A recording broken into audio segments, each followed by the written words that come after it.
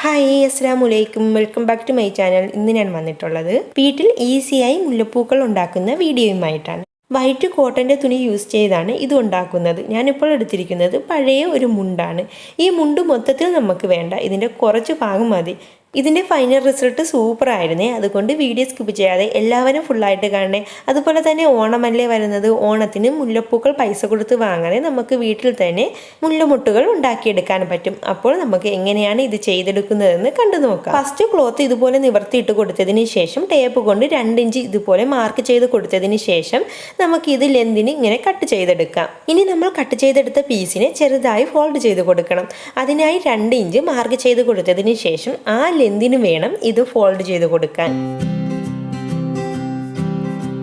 ഇതുപോലെ മാർക്ക് ചെയ്ത് കൊടുത്തതിന് ശേഷം ഈ അളവിന് തന്നെ ഈ തുണി പീസുകൾ ഫോൾഡ് ചെയ്തെടുക്കാം.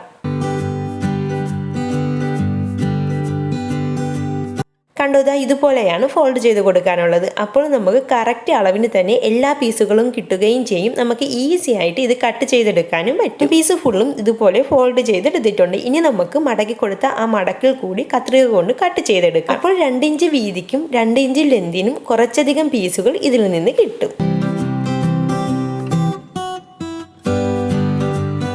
കണ്ടോ, ഇതുപോലെ കുറച്ചധികം പീസുകൾ കിട്ടിയിട്ടുണ്ട്. ഇനി നമുക്കൊരു ബൗളിലോട്ട് ഫെവിക്കോൾ എടുക്കണം. കുറച്ച് മാത്രം ഫെവിക്കോൾ എടുത്താൽ മതിയേ.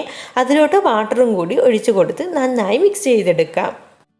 അപ്പോൾ മുല്ലമുട്ടുകൾ ഉണ്ടാക്കാനുള്ള ഗ്ലൂ റെഡി ആയിട്ടുണ്ട്. ഇനി നമ്മൾ കട്ട് ചെയ്ത് വെച്ചിരിക്കുന്ന തുണി പീസിൽ നിന്ന് ഇതുപോലെ ഫസ്റ്റ് ഒന്ന് എടുത്തതിന് ശേഷം കൈകൊണ്ട് ഇതുപോലെ ഒന്ന് ചുരുട്ടിയെടുക്കണം. അതിനുശേഷം നമ്മൾ ഇനി അടുത്തൊരു പീസും കൂടി എടുത്ത് ഈ ചുരുട്ടിയത് അതിൻ്റെ ഉള്ളിലോട്ട് വെച്ച് കൊടുത്ത് ഒന്നും കൂടി ഒന്ന് ചുരുട്ടണം. അതിനുശേഷം അടുത്തൊരു പീസ് ഇതുപോലെ ക്രോസായി മടക്കി കൊടുത്തതിന് ശേഷം അതിൻ്റെ സെൻറ്ററിലായിട്ട് നമ്മൾ ചുരുട്ടിയ ഈ 2 പീസുകളും വെച്ച് കൊടുക്കണം. ഇനി നമ്മൾ ചുരുട്ടി വെച്ച് കൊടുത്ത ആ പീസ് കാണാതെ നമ്മൾ മുകളിൽ വെച്ച് കൊടുത്ത ആ തുണി പീസ് കൊണ്ട് നന്നായി കവർ ചെയ്ത് ഇതുപോലെ ചെയ്തെടുക്കണം. ഇനി നമ്മൾ നേരത്തെ മിക്സ് ചെയ്ത് വെച്ചിരിക്കുന്ന ആ ഗ്ലൂ കൈകൊണ്ട് ഇതുപോലെ എടുത്തതിന് ശേഷം ആ സ്റ്റെമ്മിൻ്റെ പോർഷൻ വരുന്ന ആ ഭാഗത്ത് ഇതുപോലെ ഒന്ന് ചുരുട്ടി കൊടുക്കണം. അപ്പോൾ ഇത് ഗ്ലൂ അപ്ലൈ ചെയ്ത് കൊടുക്കുന്നത് കൊണ്ട് ഫിക്സ് ആയിട്ട് ഇരിക്കുകയും ചെയ്യും. മുല്ലമുട്ടിൻ്റെ സ്റ്റെമ്മ് പോലെ നീറ്റായിട്ട് കിട്ടുകയും ചെയ്യും. അപ്പോൾ കണ്ടോ, മുല്ലമുട്ട് ഇതുപോലെയാണ് കിട്ടിയിട്ടുള്ളത്. നമുക്ക് ഒറിജിനൽ മുല്ലമുട്ട് പോലെയൊക്കെ തോന്നിക്കും. ഇനി നിങ്ങൾക്ക് മനസ്സിലായില്ലെങ്കിൽ ഒന്നും കൂടി മനസ്സിലാവാൻ വേണ്ടിയാണ് ഇത് കാണിക്കുന്നത്.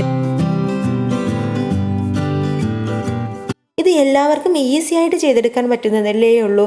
നമ്മൾ കട്ട് ചെയ്തെടുക്കുമ്പോൾ തുണി പീസുകൾ കറക്റ്റ് അളവിന് തന്നെ വേണമെന്നേ ഉള്ളൂ. കുട്ടികൾക്ക് പോലും ഇതുപോലെ ചുരുട്ടിയെടുക്കാനൊക്കെ അറിയാവുന്നതാണ്. അപ്പോൾ നമുക്ക് ഇതിൽ നിന്ന് കുറച്ചധികം മുല്ലമുട്ടുകൾ ഉണ്ടാക്കിയെടുക്കാം.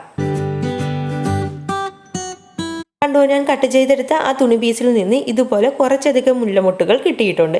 നിങ്ങൾക്ക് ഒരുപാട് മുല്ലമുട്ടുകൾ വേണമെങ്കിൽ ഇനിയും തുണി പീസ് കട്ട് ചെയ്തെടുത്തതിന് ശേഷം ചെയ്തെടുത്താൽ മതി.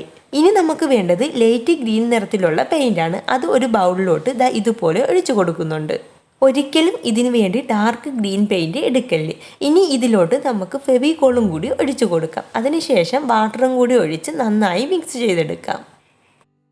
പെയിൻറ് മിക്സ് ചെയ്തെടുത്തതിന് ശേഷം നമ്മൾ ഉണ്ടാക്കി വെച്ചിരിക്കുന്ന മുല്ലമുട്ടുകൾ ഓരോന്നും എടുത്ത് ഇതുപോലെ ഒരു വിരൽ കൊണ്ട് മാത്രം പെയിൻറ് ഒന്ന് എടുത്തതിന് ശേഷം മുല്ലമുട്ടിൻ്റെ സ്റ്റെമ്മിൽ കുറച്ച് പോർഷനിൽ ഇതുപോലെ ഒന്ന് ആക്കി കൊടുക്കണം. പെയിൻറ് മുകളിലോട്ട് പടരാത്ത രീതിയിൽ വേണം ഇത് ചെയ്തു കൊടുക്കാൻ. അതുപോലെ തന്നെ ഇതിൻ്റെ മുകളിലത്തെ ആ മൊട്ട് പോർഷനിൽ പെയിൻറ് ആവാതെ ശ്രദ്ധിക്കണം. ഇതുപോലെ കൈയുടെ ഉള്ളം കൈയിലോട്ട് ആ മൊട്ട് പോർഷൻ വെച്ച് കൊടുത്തതിന് ശേഷം ഒരു വിരലോ അല്ലെങ്കിൽ 2 വിരലോ കൊണ്ട് ഇതിൻ്റെ സ്റ്റെമ്മിൽ പെയിൻറ് ഇങ്ങനെ ആക്കി കൊടുത്താൽ മതി. പെയിൻറ്റിൽ വാട്ടറും കൂടി മിക്സ് ചെയ്തത് കാരണം ഇത് പടരാൻ സാധ്യതയുണ്ട്. അതുകൊണ്ട് നല്ല ശ്രദ്ധിച്ച് വേണം ഇത് ചെയ്തെടുക്കാൻ. കണ്ടോ, ഇതുപോലെയാണ് മുട്ടുകളുടെ സ്റ്റെമ്മിൽ പെയിൻറ് ചെയ്ത് കൊടുത്തത്. ഇതുപോലെ തന്നെ നമുക്ക് എല്ലാ മുട്ടിൻ്റെ സ്റ്റെമ്മിലും പെയിൻറ് ചെയ്തെടുക്കാം. ഇതിൻ്റെ പെയിൻറ് നന്നായി ഡ്രൈ ആയതിനു ശേഷം മാത്രമേ ഇത് എല്ലാം കൂടി ഒരുമിച്ച് വെച്ച് കൊടുക്കാവൂ. അല്ലെങ്കിൽ ആ സ്റ്റെമ്മിലെ പെയിൻറ് നമ്മളുടെ മുല്ലമുട്ടിൻ്റെ മുകളിലോട്ട് ആവാൻ സാധ്യതയുണ്ട്. ഈ മുല്ലമുട്ടുകളെല്ലാം ഒരു ബൗളിലോട്ട് ആക്കിയെടുത്തതിന് ശേഷം ഇത് കെട്ടിയെടുക്കാൻ വേണ്ടി ഓലയിൽ നിന്ന് ഇതുപോലെ നൂലെടുക്കുന്നുണ്ട്. നിങ്ങൾ ഇതുപോലെ ഓലയിൽ നിന്ന് നൂലെടുത്താണോ മുല്ലപ്പൂക്കൾ കെട്ടുന്നത്, അതോ സാധാ ത്രെഡ് കൊണ്ടാണോ കെട്ടുന്നത്? ഞാൻ ഇതുപോലെയാണ് കെട്ടുന്നത്. ഇനി നമുക്ക് ഒറിജിനൽ മുല്ലപ്പൂക്കൾ എങ്ങനെയാണോ കെട്ടുന്നത് അതുപോലെ തന്നെ നമുക്ക് ഈ ത്രെഡ് ഉപയോഗിച്ച് ഈ മുല്ലമുട്ടുകൾ കെട്ടിയെടുക്കാം. നിങ്ങൾക്ക് സാധാ ത്രെഡ് ഉപയോഗിച്ചും ഈ പൂക്കൾ കെട്ടിയെടുക്കാൻ പറ്റുന്നതാണ്. എനിക്ക് ഈ ഓലയുടെ നൂല് കൊണ്ട് കെട്ടുന്നത് ഇഷ്ടമായത് കൊണ്ടാണ് ഇങ്ങനെ കെട്ടുന്നത്. ഇത് എങ്ങനെ വേണമെങ്കിലും നമുക്ക് കെട്ടിയെടുക്കാൻ പറ്റുന്നതാണ്. അങ്ങനെ ഞാൻ ഉണ്ടാക്കി വെച്ചിരുന്ന എല്ലാ മുട്ടുകളും ഇതുപോലെ കെട്ടിയെടുത്തിട്ടുണ്ട്. കിട്ടിയിട്ടുണ്ട്. ഞാൻ ഫസ്റ്റ് കട്ട് ചെയ്തെടുത്തില്ലേ ആ പീസുകളിൽ മാത്രമേ മുല്ലമുട്ടുകൾ ഉണ്ടാക്കിയെടുത്തിട്ടുള്ളൂ. ഇനി ഇതിൽ അധികം സ്റ്റെമ്മുകൾ നിൽക്കുന്നത് ഇതുപോലെ കട്ട് ചെയ്ത് മാറ്റി കൊടുക്കാം. അതുപോലെ തന്നെ കുറച്ചും കൂടി മുല്ലമുട്ടുകൾ വേണമെങ്കിൽ ഇനിയും തുണി പീസുകൾ കട്ട് ചെയ്ത് ഇതുപോലെ ആക്കിയെടുത്താൽ ഇനി ഇത് എൻ്റെ മോൻ്റെ തലയിലോട്ട് വെച്ച് കൊടുക്കാം. കാണാൻ നല്ല ഭംഗിയില്ലേ? അപ്പോൾ നമുക്ക് ഇതുപോലത്തെ പഴയ മുണ്ടോ അല്ലെങ്കിൽ എന്തെങ്കിലും വൈറ്റ് ക്ലോത്ത്സോ ഉണ്ടെങ്കിൽ ഇത് ഉണ്ടാക്കിയെടുക്കാൻ പറ്റുന്നതല്ലേ ഉള്ളൂ. അതുപോലെ തന്നെ ഈസി ആയിട്ട് ഉണ്ടാക്കിയെടുക്കാനും നിങ്ങളും ഇതുപോലെ ഒന്ന് ചെയ്ത് നോക്കണേ. ഇന്നത്തെ വീഡിയോ എല്ലാവർക്കും ഇഷ്ടമായോ? എൻ്റെ ചാനൽ സബ്സ്ക്രൈബ് ചെയ്യാനും ലൈക്ക് ചെയ്യാനും ഷെയർ ചെയ്യാനും മറക്കല്ലേ. അടുത്ത ഒരു വീഡിയോയുമായി കാണാം. ബൈ.